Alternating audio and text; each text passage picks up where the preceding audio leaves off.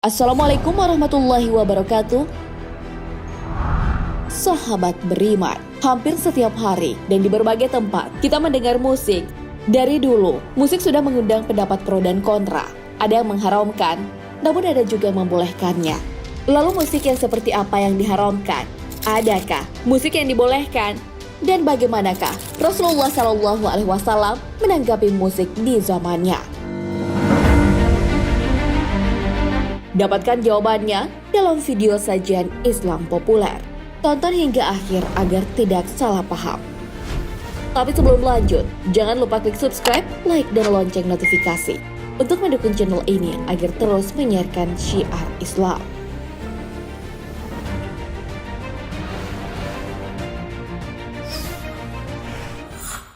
Musik itu haram? Pengharaman dan pembolehan musik sudah menjadi perdebatan dari dulu hingga kini.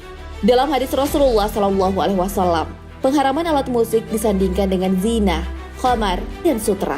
Akan ada sebagian dari umatku yang menghalalkan zina, sutra, dan minuman keras serta alat musik. Hadis riwayat Bukhari. Larangan zina sudah sangat jelas. Siapa yang menghalalkan berarti ia keluar dari iman. Allah Subhanahu wa Ta'ala secara tegas melarangnya dalam Al-Quran. Dan janganlah kamu mendekati zina, karena sesungguhnya zina itu adalah perbuatan yang keji dan seburuk-buruk jalan yang ditempuh oleh seseorang. Al-Quran Surah Al-Isra ayat 32. Hal itu juga berlaku untuk khamar atau minuman yang memabukkan.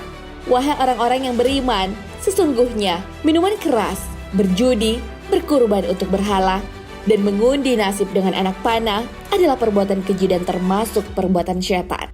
Maka jauhilah perbuatan-perbuatan itu agar kamu beruntung. Al-Quran Surah Al-Ma'idah ayat 90 hingga 91. Untuk ma'azif atau alat musik, terjadi perbedaan pendapat. Para ulama mengartikan ma'azif sebagai sesuatu yang melalaikan. Orang-orang mengartikannya dengan alat musik.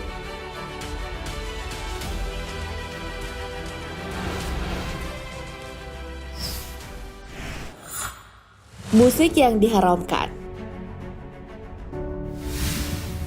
Sebelum mengharamkan musik, perlu disimak penjelasan Imam Al-Ghazali dalam kitabnya Ihya Ulumuddin. Ada 5 hal yang perlu diperhatikan mengenai mendengar suara seperti nasyid dan alat-alat musik. Pertama, hukum menyenandungkan lagu atau syair. Syair yang isinya pujian kepada Nabi, kepada Allah Subhanahu wa Ta'ala, atau syair yang membangkitkan keberanian dalam berjuang itu dibolehkan. Kedua, mengenai orang yang menyenandungkan. Seorang wanita yang menyenandungkan qasidah tapi bergoyang pinggul atau berlenggak-lenggok sehingga membangkitkan syahwat, itu jelas terlarang. Ketiga, perihal tempatnya. Sholawatan tapi di tempat yang ada minuman keras. Laki-laki dan perempuan berpakaian tapi bak telanjang, itu merendahkan sholawatan. Yang keempat, waktunya. Sholawatan saat semua orang tidur itu namanya mengganggu orang. Kelima, bagaimana jika dilantungkan bersama dengan alat? Alat musik yang dimainkan dan tidak mengarah kepada yang fasik, itu tak bisa dikatakan haram. Misalnya kentongan saat ronda kemudian dibunyikan. Itu bukan gitar atau alat musik lainnya, tapi mengeluarkan bunyi. Kadang-kadang bunyinya bagus didengar, itu tentu bisa dilakukan. Tapi kalau kentongannya dibunyikan sambil berzina atau minum minuman keras, itu jadinya haram. Alat musik yang mutlak diharamkan adalah alat musik yang menjadi kebiasaan orang fasik. Asalkan ketika mendengarnya tidak terbayang kekafiran, maka alat musik itu bukan mutlak diharamkan.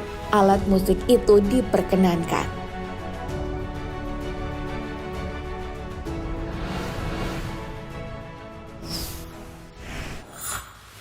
Penyebab musik dibolehkan atau diharamkan. Mengenai alat musik, Habib Ali Al-Jufri juga memberi penegasan mengenai ini. Diharamkan bukan dari alatnya tapi dampaknya. Beliau berkata, lebih dari 30 ulama besar ahli sunnah wal jamaah dari 4 mazhab berpendapat hukum mendengar musik tidak tergantung pada alatnya, tapi hukumnya tergantung pada dampak yang ditimbulkan bagi orang yang mendengarkan. Jika dampaknya positif, maka menikmati musik boleh. Tapi kalau dampaknya negatif, hukum mendengarkan musik haram. Hukum musik bergantung pada cara menikmatinya. Jika mendengarkan musik sambil mabuk-mabukan atau sarana melakukan kemaksiatan, jelas itu haram. Sejalan dengan itu, Imam Al-Ghazali memberikan pendapat bahwa semua hadis mengenai keharaman musik bukan karena musik itu sendiri, tapi adanya faktor eksternal seperti tarian perempuan, khamar, judi, maupun bentuk maksiat lainnya. Ciri inilah yang membuat Nabi Shallallahu Alaihi Wasallam melarang musik. Jika faktor-faktor itu tak ditemukan saat mendengar musik, berarti musik boleh. Imam Al-Ghazali juga menjelaskan bahwa masalah haram adalah perkara hukum syariat. Karena itu, sesuatu bisa dihukumi haram melalui dua hal, yaitu dalil dan analogi atau kias. Beliau menjelaskan bahwa musik adalah bunyi yang terstruktur yang timbul dari benda mati, seperti terompet, tabuhan, atau gitar. Musik juga bisa berasal dari makhluk hidup, seperti manusia atau burung. Musik didengarkan dengan indera pendengaran. Kalau musik itu enak didengar, indera itu akan menyampaikan kepikiran bahwa musik itu nyaman didengar, begitupun sebaliknya. Dari sini, kita bisa melihat kalau mendengar musik itu salah satu aktivitas dari 5 indera kita. Kalau musik yang enak didengar itu haram, berarti bau makanan enak, bau parfum, pemandangan indah juga haram. Musik adalah cernaan bagi indera pendengaran. Sama halnya, bau wangi bagi indera penciuman, dan warna yang indah bagi indera penglihatan.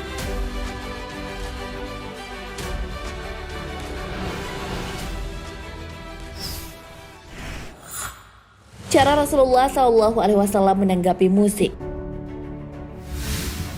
Secara terang-terangan, Rasulullah SAW tak pernah mengharamkan musik. Musik pernah dimainkan di rumah Rasulullah SAW dan beliau tidak melarangnya. Dari Aisyah radhiyallahu an berkata, suatu hari Abu Bakar masuk ke rumah Rasul. Di sana ada 2 jariah yang sedang bernyanyi dengan memainkan rebana. Mereka sudah biasa bernyanyi, sedangkan Rasulullah terhalang dengan tirainya. Abu Bakar melarang keduanya, sehingga Rasulullah SAW membuka tirai sambil berkata, biarkan mereka berdua, wahai Abu Bakar, karena masing-masing kaum memiliki hari raya, dan ini adalah hari raya kita. Hadis riwayat Bukhari dan Muslim. Rasulullah SAW juga memperkenankan seorang wanita yang pernah bernazar memainkan alat musik. Diceritakan suatu hari, Rasulullah pulang setelah berperang, lalu datang salah seorang budak perempuan dan mengatakan, telah bernazar, jika Nabi pulang dengan selamat, maka dia akan memukul daf di depan Nabi dan bernyanyi. Nabi bersabda, kalau memang begitu, ya lakukanlah. Tapi jika tidak bernazar, jangan. Hadis riwayat Tirmizi.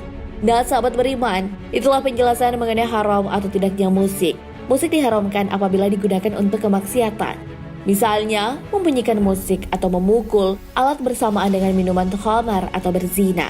Namun jika musik itu bisa membangkitkan hal-hal positif, itu dibolehkan. Musik bukanlah hal baru, itu sudah ada di zaman Nabi SAW. Bahkan saat ada pernikahan, beliau mempertanyakan ketidakadaan musik. Nabi SAW bersabda kepada Aisyah, wahai Aisyah, tidak adakah kalian mempunyai hiburan atau nyanyian? Sesungguhnya, orang-orang Ansor menyukai hiburan atau nyanyian. Hadis riwayat Bukhari dan Muslim. Wallahu a'lam bishawab. Sahabat beriman, jangan lupa berbagi informasi dengan share video ini, karena sebaik-baik manusia adalah yang paling bermanfaat bagi manusia. Wassalamualaikum warahmatullahi wabarakatuh.